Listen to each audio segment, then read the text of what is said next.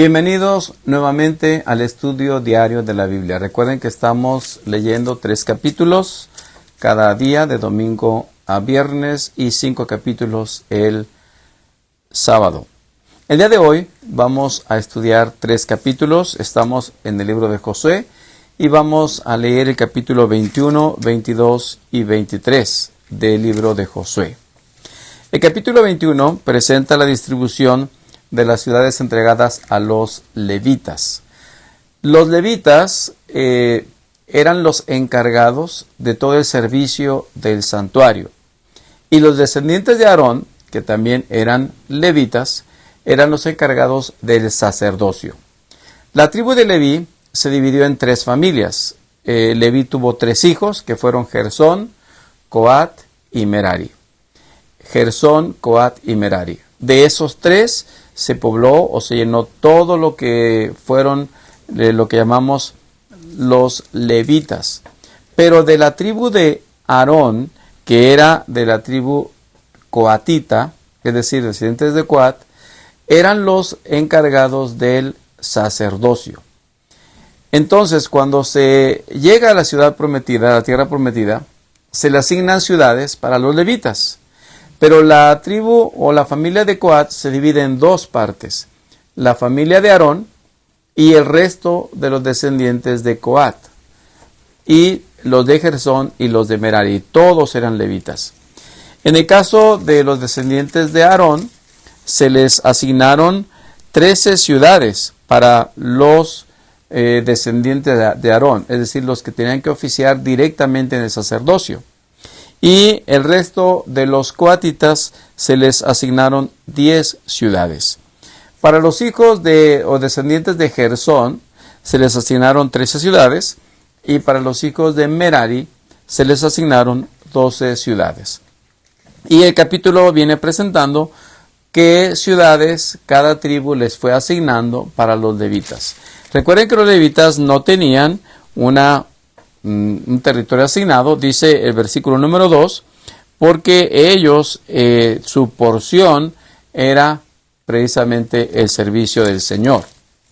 En el capítulo 22 encontramos un incidente que tiene que ver con la tribu de Rubén, la tribu de Gad y la media tribu de Manasés.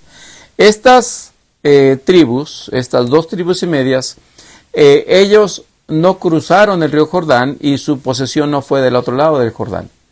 Ellos se quedaron al oriente del Jordán. Inclusive ya mencionamos en algún momento una situación que se presentó con Moisés o con Josué también, porque ellos no querían cruzar, querían que su territorio fuera en la parte oriental del Jordán. Y finalmente ellos dijeron, bueno, vamos a cruzar con todos los demás pueblos, vamos a conquistar y ahí ayudar a los hermanos para que cada tribu tenga su posesión. Pero una vez que todos estén en su lugar asignado, regresaremos a la parte oriental, donde estaban las mujeres, los hijos, las familias, para que ellos ocuparan este territorio.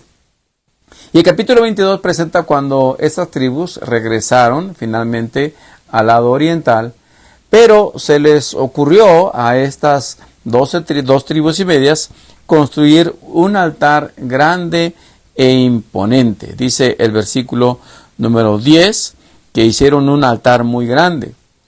Cuando el resto de las tribus, el resto de Israel, oyó que estas tribus habían construido un altar grande e imponente, entonces lo que hicieron fue mandar una delegación para reclamarles a la tribu de Rubén, a la tribu de Gad y a la media tribu de Manasés, reclamarles porque habían construido un altar, porque recuerden que el único lugar donde se podía adorar era en el santuario, en Silo.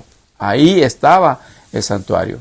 Entonces no se podía construir un lugar diferente para adorar a Dios. Cualquiera que quisiera adorar tendría que viajar hasta Silo. Y cuando estos hombres construyeron un altar, la delegación del resto de las tribus va a donde están ellos y le dice, bueno, ¿qué fue lo que ustedes hicieron? ¿Por qué están rebelándose contra Dios al poner otro punto de adoración? Y empiezan a reclamarles y diciéndoles, bueno, ustedes saben que esta fue la causa por la cual Dios desechó y trajo muchos problemas para nosotros. Y cuando están reclamándoles el haber construido este altar, los de la tribu de Rubén, de Gad y la media tribu de Manasés les contestan lo siguiente. Les contestan: el Señor el Poderoso es Dios. Él conoce la verdad y sabe el motivo por el cual hemos construido este altar.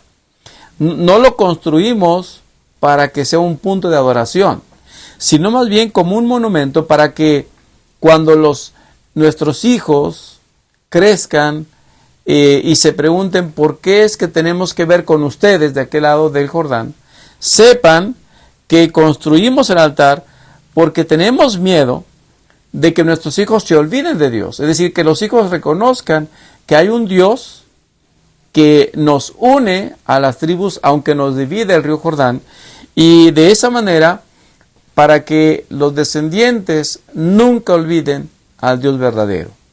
Es decir, no era un punto de adoración, sino más bien era un monumento para que las generaciones posteriores recordaran al ver este monumento que ellos tenían el mismo Dios que el resto del pueblo de Israel.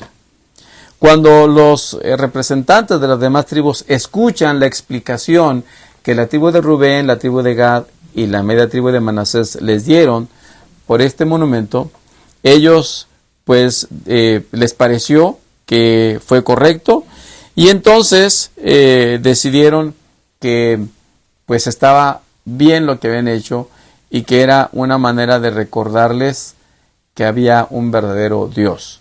Y creo que esto nos habla de la importancia de tener monumentos, digamos, quizás no físicos, pero sí algunas actividades, algunos hábitos, algunas costumbres que nos recuerden especialmente a las generaciones que vienen que tenemos a un verdadero Dios. En el capítulo 23 encontramos las palabras finales de Josué. Josué ya está viejo, dice el texto precisamente que Dios le dijo, ya eres viejo, y entonces le da la indicación de que reúna a los ancianos para que les haga algunas de las advertencias. Y al igual que Moisés, recuerden ustedes que también cuando estaba a punto de morir, hizo recomendaciones, aquí también Josué hace recomendaciones al pueblo de Israel. En cierta forma, la tarea de Josué estaba siendo terminada porque esa había sido su tarea, cruzar al pueblo a la tierra prometida. Y aquí Josué les dice: yo estoy muy viejo, ustedes han visto todo lo que el Señor, su Dios, ha hecho por ustedes a lo largo de mi vida. Y entonces les dice lo siguiente: asegúrense de seguir todo lo que Moisés escribió en el libro de instrucción. Cada uno de ustedes debe ser fiel en obedecer.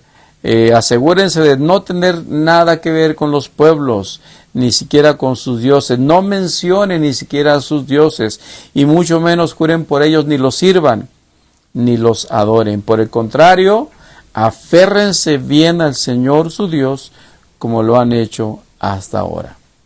Y desde luego viene la advertencia que lo que ocurriría si ellos no obedecen.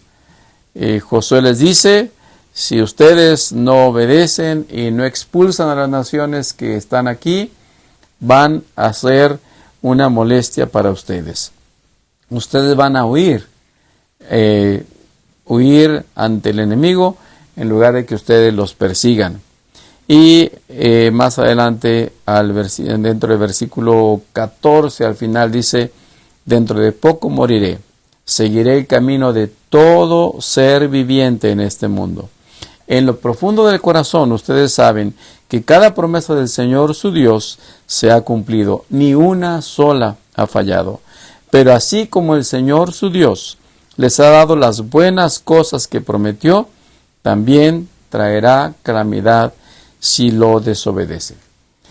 Y bueno, nos queda solamente un capítulo del libro de Josué y empezaremos el libro de Jueces, pero eso lo veremos el día de mañana. Que Dios les bendiga, que tengan un excelente día, y la recomendación de Josué creo que es muy oportuna también el día de hoy. Asegúrense de seguir todo lo que Dios ha dicho. aférrense a los mandatos de nuestro Dios. Que Dios les bendiga, que tengan un excelente día.